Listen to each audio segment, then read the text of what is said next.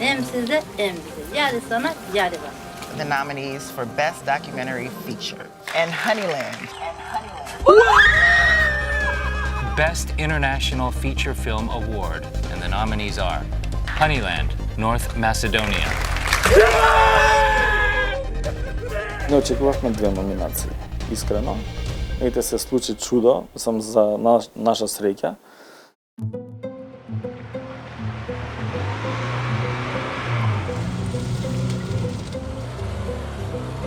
Патот по кој филмската екипа стигна до двете номинации за Оскар воопшто не бил меден.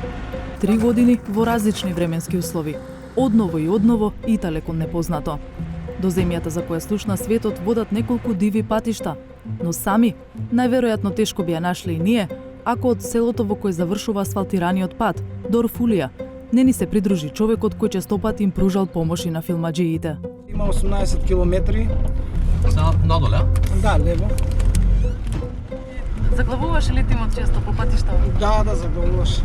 Доста пати заглавуваше. Помагавте? Имаше и снег, секој помагавме и ние и од селото, така повикаа луѓе со поголем трактор колку. Раим Муратов е внук од брат на звездата Атидже и носи леп, единствената намирница за која тетка му пратила Абер дека и треба.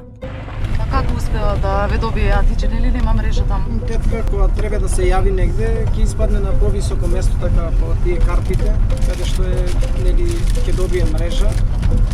Сигурно 5-600 метри па и до километар мора да испадне на повисоко место и за да се јави.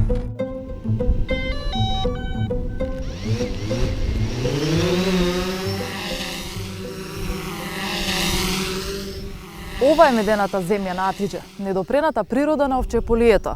Филмот е сниман во селото Бекирлие и околината, каде единствени жители и ден денес се актерите од документарецот Атидже и многодетното семејство. Добар ден. Добар ден. Јас сум Славица. Браво. Како сте? Добро, вие како добро сте? Супер, честитки за филмот. Фала многу. Стигнавме. Идвај. Да се да викате да ви. Еве тета. Тета нас се идам теме мисафир дел бак. И здорово до тука така. Видовте? Да. Ова ќе го спием малку.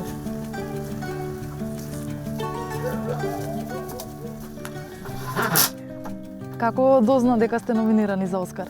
Случајно така пуштавме радио и слушнав дека за Оскара се спремал, значи на надпревар се Стефанов и Котева беше. Спомнали и викам ова за медена земја беше.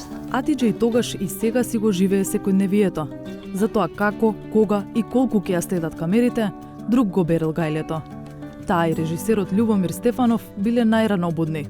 Најрано со Љубо ја и Љубо станувавме.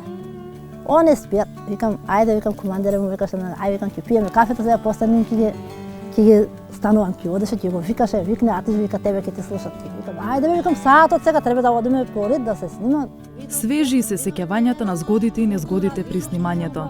Прво кај реката кога сум влезла, тој мај месец беше со кошарините со тие, ама една ладна вода беше, нагоре поминавме, натака, ја поминавме на фекопад на камерата у водата, се врнавме назад.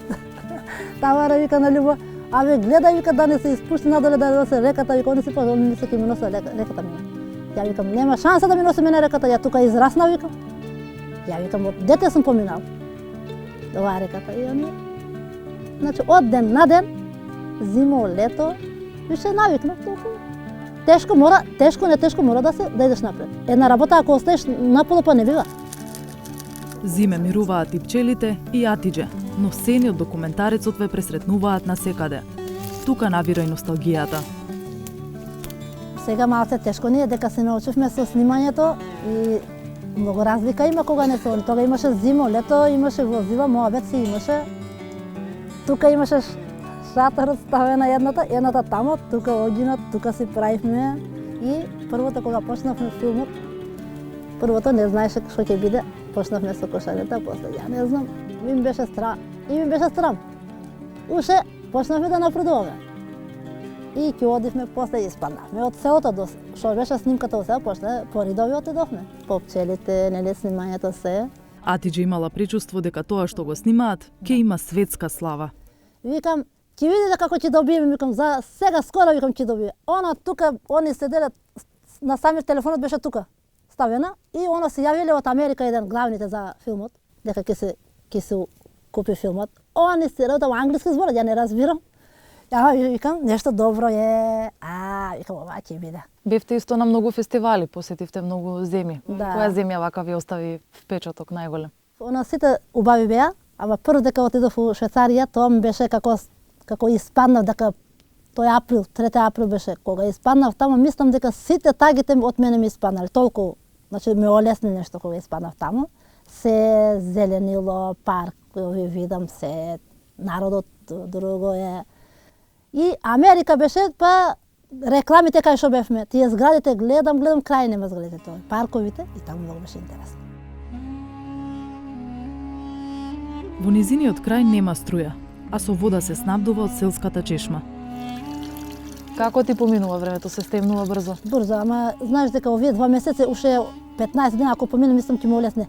Највише зимата јас кога иде декември и јануар, тешко ми поминува. Не би биле во медена земја ако не го пробавме медот за кој зборуваат сите. Марифетот за справување со диви пчели, Атиџе го научила од родителите. Што ќе пиеш апчиња, јади една лажица мед, поубаво е. Многу вкусно. Супер. Браво. Добро да? Зошто е важно, Атиџе, половина од медот да се остава на пчелите, а другата половина само да се зема? Зошто ли? Ете, зима има, па и он сака да јаде. Тоа е најбитно. Значи да му оставиш па да има повеќе пчели. Он кога ќе има храна повеќе, утре кога ќе дојде пролет, повеќе ројаци ќе има. И он да опстане. Соседите научија дека така се одгледуваат пчели? Сега сите гледам така прават. Други години кој рано вадеше, кој покасно, сега оваа година септембар сите чекале. Како што правише јас и они се задоволни. Атиџе има тројца браќа, но врската да се грижи за родителите си до нивната смрт била неизина. Живее од социјална помош и продажба на мед, а единствен начин да ги посети роднините, да појде на пазар или на лекар, е да пешачи со часови низ дивината. Како што е прикажано во документарецот, така и денес. Тешко оди муаветот со соседите. Ако зборот, ако не.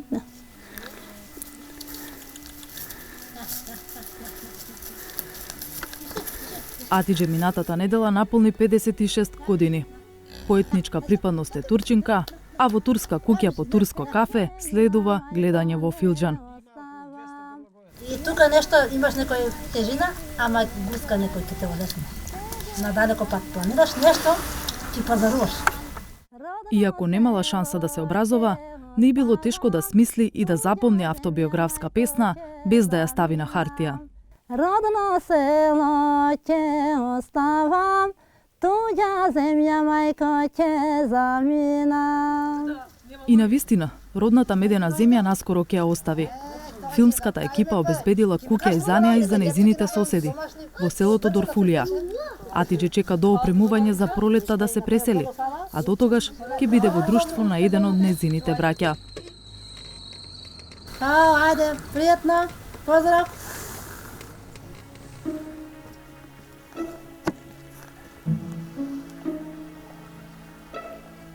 Соседите пак постојано се на релација Бекирлија, Дорфулија и обратно, заради школување на децата. Во соседната куќа затекнавме само едно од децата, Музафер, кој не беше многу расположен за муабет. Има ли мед? Има за пробање таму у пофа. А како филмаџиите ја открија медената земја? Случајно беше целата таа ситуација. Ни кажа колегите кои што се членови од Македонското еколошко друштво, кои што заедно работат со СДС, бидејќи не го знаевме тоа како регион Бекирлија, никој не ни слушнал за тоа место, ни кажа дека таму постои една стара турска фамилија кои што на таков начин одржуваат пчелни семејства и отидовме да запознаеме Атиџе. И тоа беше средба на прв поглед, онака буквално љубов на прв поглед. Приказната е доловена со околу 100 дена снимање, со 2 апарата. По 3 години на терен, уште една потрошилена монтажа. Надвор од земјава, во Бејрут, е правена самотонската постпродукција. Првична финансиска поддршка добила Швајцарската агенција за развој и соработка, но парите стигнале откако документарецот веќе бил готов. Во Бекирлија се чувале залихи и на храна и на батерии.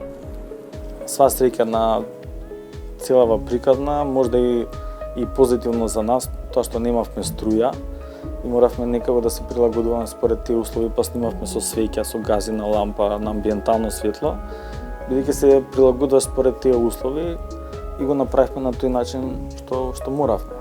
Мислам, лесно ни беше на некој начин, меѓутоа изборот е тој. Има сцени, например, хаосот со животните во дворот на соседите, кај Атидже, смртта на нејзината мајка. Да. Тоа се реални сцени? Тоа се 100% реални сцени. Значи немавме тука буквално никакво влијание на нив. Една година пред нашата премиера стигнавме до Дорфулија и таму требаше да продолжиме со трактор до Бекирлија. И патот не беше толку проводен, па моравме дополнително 4 сати да пешачиме до Бекирлија. Да снимиме 10 минути самото плакување на Атидже кон мајка и бидејќи беше непријатна ситуација, веќе неколку роднини веќе беа пристигнати таму и беше како само се чудно како ние овдека снимаме за самото починување на мајката и осетивме дека не е баш прав момент, меѓутоа и тоа е дел од документаристиката да мора да се фатат и вакви случаи за да се опише целиот циклус на живење во тоа село. Фејми вели дека 95% од сцените во филмот се реални. Само те 5% се сцени кај што е пропуштен делот кога не сме ги затекнале фамилиите кога доаѓаат во селото, значи семејството на Сем. Бидејќи во тој период не бевме присутни во селото, не во меѓуредови се додени и таму е една сцена кај што е рекреирана дека се вселуваат во селото. Меѓутоа останатите сцени се буквално реални, буквално само следевме што им е секојдневниот живот. Ова е исто процес кој што ни фалеше многу често, затоа и го одлагавме во снимањето. Процесот од тие роења, не знам кога доаѓа матицата и такви работи, значи се работи што веќе ги пропуштавме, па моравме да чекаме една година за да дојде наредната сезона, па да го фатиме тоа како процес. Мислам дека оваа сцена не знаевме дека тоа така изгледа. Буквално како на каубојски филм се случуваат толку брзи работи. Сцената кај што да, сцената кај што се дави девојчето беше нешто што никој не го очекуваше, меѓутоа од снимателски аспект, значи буквално се дистанцирано од целата таа работа. Мислам ги гледаш како објекти, се е нехумано да кажеш дека немаш никакви емоции, значи тоа што им се случуваше. Меѓутоа ако се влијае на тоа, ќе изгубивме доста работи од документаристиката. Македонија првпат во историјата на Оскарите има номинации во 2 категории – за најдобар документарец и за најдобар странски филм. Медена земја доби светска слава и низа награди, од кои 3 на фестивалот за независни филмови Санденс. Ке се закитили и со Оскар. Јас ќе бидам среќен да добиеме Оскар, меѓутоа и тоа што го видов од нашите компетиции е доста сериозно, дури се радувам и за било кој тие да добие. Очекувам со Господ напред. И тоа ќе го добијам. Мислам дека ќе го добијам. Доделувањето на престижните Оскари е закажано за 9 февруари во Холивуд. Во меѓувреме, Медена земја секојдневно ја добива најскапоцената награда – аплаузот на публиката.